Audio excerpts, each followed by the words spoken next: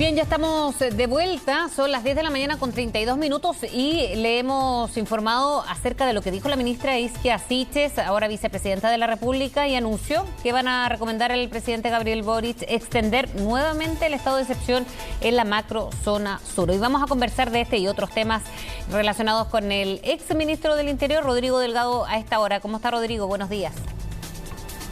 Hola, Fresia, muy buenos días, un gusto saludar. Igualmente, ex ministro, le iba a decir, Rodrigo, usted es de la idea, me imagino, de prorrogar una vez más este estado de excepción, ¿no? De acuerdo a las cifras que entregaban las ministras en La Moneda esta mañana, ha disminuido en un 42% algunos hechos violentos, pero esto acompañado de otro plan, ¿no? El buen vivir, como se ha denominado ahí en la zona. Sí, Fresia, lo primero que hay que decir es que efectivamente a mí me tocó ir al Congreso 8 o 9 veces a defender la renovación del estado de excepción, que es lo que va a tener que hacer seguramente la ministra del Interior, también seguramente acompañada la ministra de Defensa en los próximos días, porque entiendo que esta prórroga vence el 15 de junio. Por lo tanto, sé lo que justamente genera este debate, pero también sé los beneficios que genera justamente en la macrozona sur un estado de excepción no acotado. Yo siempre fui muy crítico del apellido acotado porque el apellido acotado, Fresia, le entrega información relevante a quienes justamente se busca perseguir. Si yo digo, mira, esto va a ser solo en una ruta o en un conjunto de rutas, bueno, estoy dando información de que, mira, en los otros sectores no va a haber esta coordinación entre las Fuerzas Armadas y las policías que están relevantes. Y me parece bien y valoro también el cambio de percepción, el cambio de tono y tal vez, ¿cierto?, un poco la menor carga ideológica de muchos actores políticos que hoy día reconocen de que el estado de excepción sirve. Porque al principio era un poquito contradictorio, era, mira, vamos a aplicarlo aunque no sirva. Eso era un poco lo que decían las autoridades. Mira, vamos a tener que hacerlo, pero no sirve.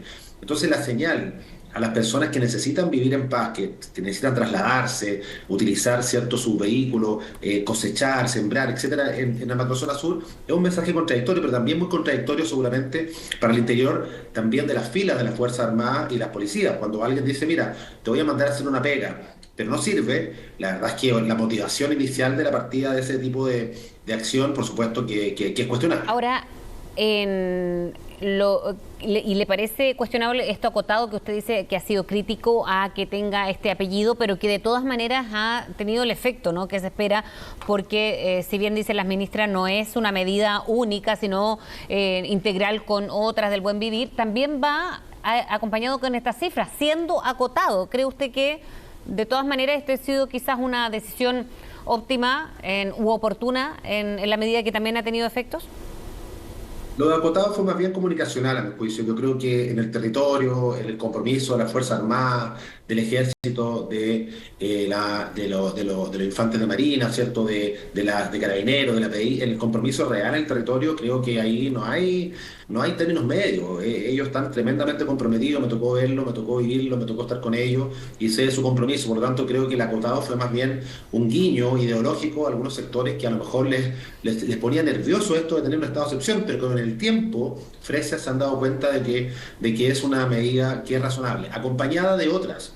Mira, si tú revisas, obviamente los puntos de prensa que hacíamos cuando hablamos de este tema en el gobierno anterior, vas a darte cuenta que siempre dijimos, no es estado de excepción o diálogo o trabajo sectorial, sino que es estado de excepción y trabajo sectorial. Y ahí el compromiso de todos los ministros y ministras del gobierno anterior, desplegándose por la macrozona sur, hacían lo mismo que se está anunciando hoy día. Un trabajo colaborativo, trabajo en infraestructura, en obras públicas, en agricultura, en desarrollo social, en construcción de hospitales, en construcción de infraestructura escolar, jardines infantiles, bueno, todo lo que ahora se está anunciando. Lo que pasa es que se empaqueta con otro nombre y está bien, porque obviamente un gobierno nuevo, distinto, tiene que nombrar las cosas también de manera distinta, pero nosotros también lo hicimos y efectivamente el estado de excepción genera certezas en el día a día, en la ruta, el desplazamiento, la tranquilidad de las personas para poder avanzar obviamente en otro tipo también de acciones en conjunto también con las autoridades regionales y locales. Hay otras cosas que van más allá de lo comunicacional que tiene que ver con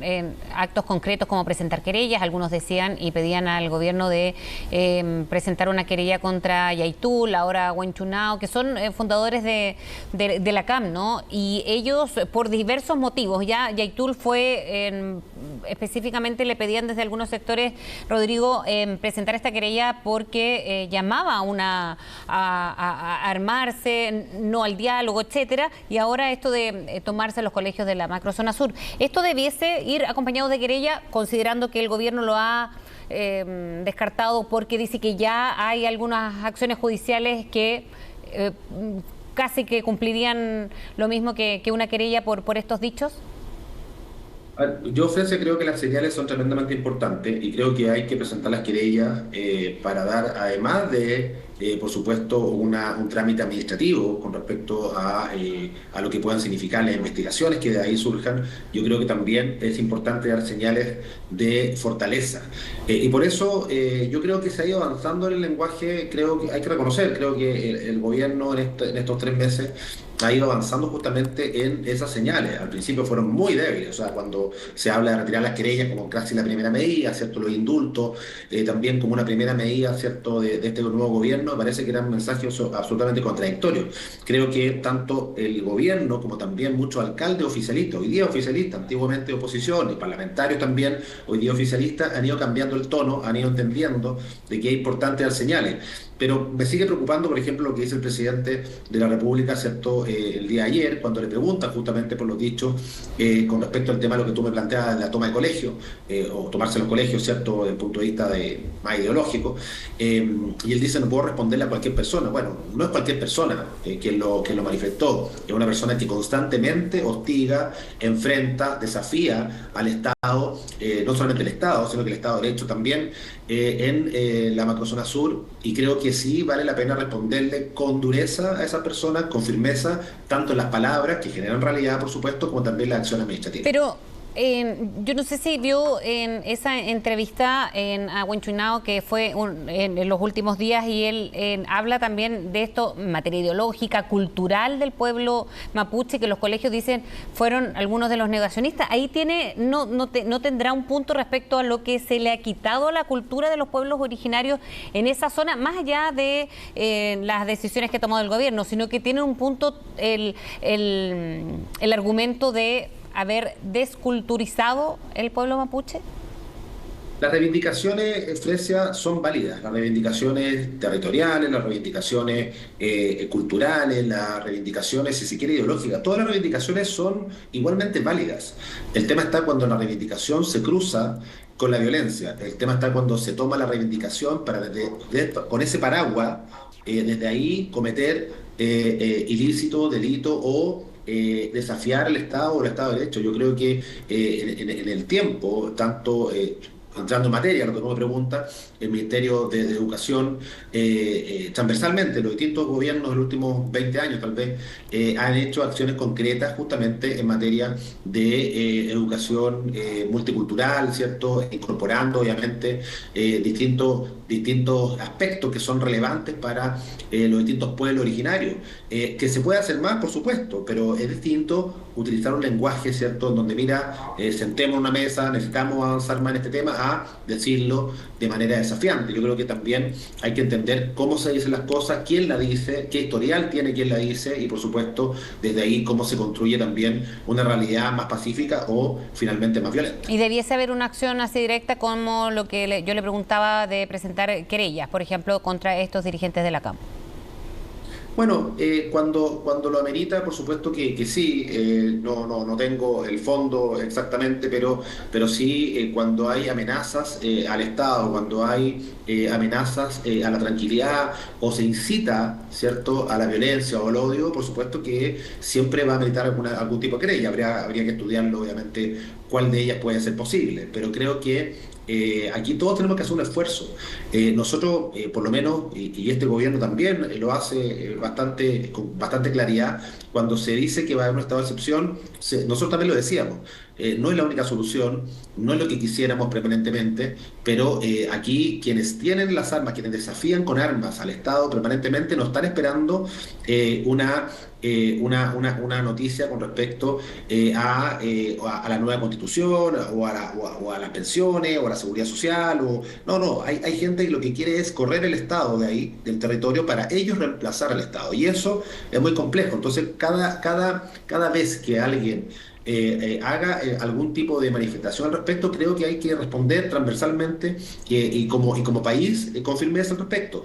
Y las reivindicaciones territoriales, los pueblos originarios, que en su gran mayoría Fresia son personas pacíficas de trabajo, y cuando a veces trabajan, y trabajan de verdad, a veces son atacados, ¿cierto?, por justamente estos grupos que los hostigan, por sumarse a un trabajo, por querer aportar, por querer desarrollarse, y vemos lo que pasa, ¿cierto?, cuando termina un trabajador de origen también mapuche muerto, ¿cierto?, asesinado por quienes no toleran que alguien se sume a un trabajo digno, responsable y, por supuesto, coherente también con sus demandas. Uno puede ser coherente con las demandas, pero también puede seguir avanzando. No necesariamente tiene que haber siempre, ¿cierto?, violencia en los actos reivindicatorios.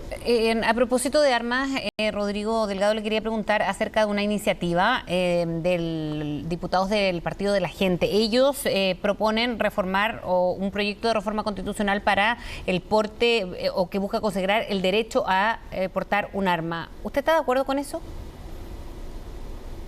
Yo creo que este es un tema tan complejo que no basta una sola medida. O sea, yo creo que así como hay gente que utiliza o que tiene un arma de manera tremendamente responsable, apegado a todos los aspectos legales, con los resguardos, ¿cierto?, con las inscripciones, con todos los exámenes también médicos, psicológicos que tiene que hacerse una persona, me parece que también hay gente que por supuesto es tremendamente irresponsable, y la gran mayoría. Mira, se habla de que en Chile pueden haber más de 2 millones de armas.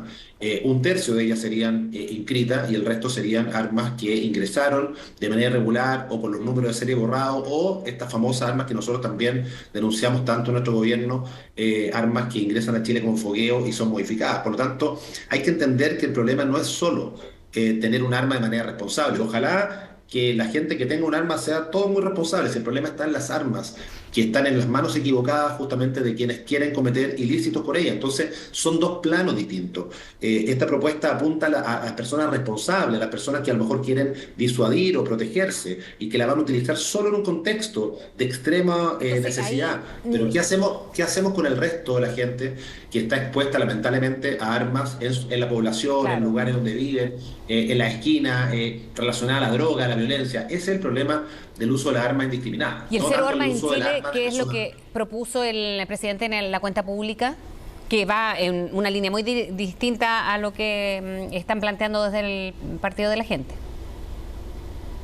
Bueno, yo invitaría tanto al Partido de la Gente, al Ejecutivo, a revisar bien la ley que promulgamos en el gobierno, ¿cierto?, que me tocó participar.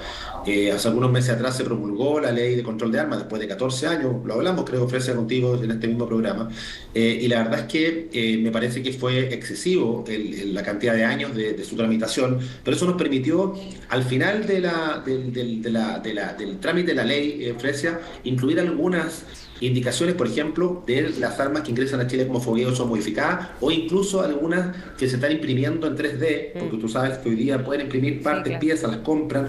Nosotros detuvimos muchas bandas que iban fuera de Chile, fundamentalmente Estados Unidos, se enviaban paquetes a sí mismos, después las armaban en Chile, algunas armas que venían incluso escondidas dentro de autos en el puerto de Iquique. Bueno, tú recordarás todo eso. Eso lo incluimos nosotros y la legislación salió bastante actualizada, pero falta el reglamento. El reglamento no ha salido. Entonces, más que una discusión de que si es tolerancia cero, no hay arma, o si queremos darle la posibilidad de arma a alguno, ¿por qué no apurar ese reglamento, Fresia, que está ahí, lamentablemente, y no se ha presentado para poder darle la parte más Sí. operativa justamente a esta ley que fue promulgada? Yo creo que partamos por ahí. Hay una ley que se discutió, que está actualizada, que es bastante adecuada a mi juicio, pero que el reglamento tiene que darle, por supuesto, el sustento ya más práctico, y partir por ahí. Después, bueno, mientras tanto, podemos discutir otros temas, pero partamos por bajar el reglamento y aprobarlo rápidamente. Para ya finalizar, Rodrigo Delgado, ¿usted va a aprobar o rechazar el 4 de septiembre? ¿Lo tiene definido o va a esperar el texto ya definitivo y armonizado de la nueva Constitución? Mira, yo en febrero del año 2020, ¿cierto? Di una entrevista en donde manifesté que yo iba a aprobar en ese plebiscito De entrada, fui también, por supuesto, y esto generó muchas reacciones, yo era alcalde en ese momento, generó muchas reacciones en mi sector político y dije que había temas que, por supuesto, había que corregir, que cambiar. Uno de ellos era la descentralización, otros temas relevantísimos, muy, muy importantes, lo que estamos hablando, Ofrece ahora, que tiene que ver con la seguridad de las personas y la seguridad nacional.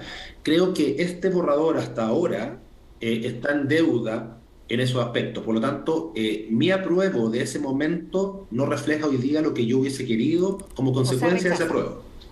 Por lo tanto, hasta ahora, por supuesto, a mí no me deja conforme lo que estoy viendo. Por ejemplo, que se haya rechazado una indicación en donde había cierto una defensoría a las víctimas, en donde no, en donde se rechace también dentro de la propuesta de constitución la posibilidad de la defensa de la policía, ¿cierto? La autodefensa cuando son atacados. Esto de que el borrador no aparezcan ni carabineros ni la policía de investigaciones, se hable en genérico a la policía, que se pueda acabar la posibilidad de que las Fuerzas Armadas puedan controlar en la frontera el narcotráfico, por ejemplo, son cosas que a mí me preocupan. Por lo tanto, hoy día creo que en los aspectos que a mí me llevaron a aprobar en ese momento, esta constitución está al debe, pero por supuesto voy a esperar la Mm. discusión que se está dando con estos días hasta el último momento. Ah, va a esperar. Bien, Rodrigo Delgado, muchas gracias por hablar con CNN esta mañana. Que tenga buen día. Listo. Chao, chao.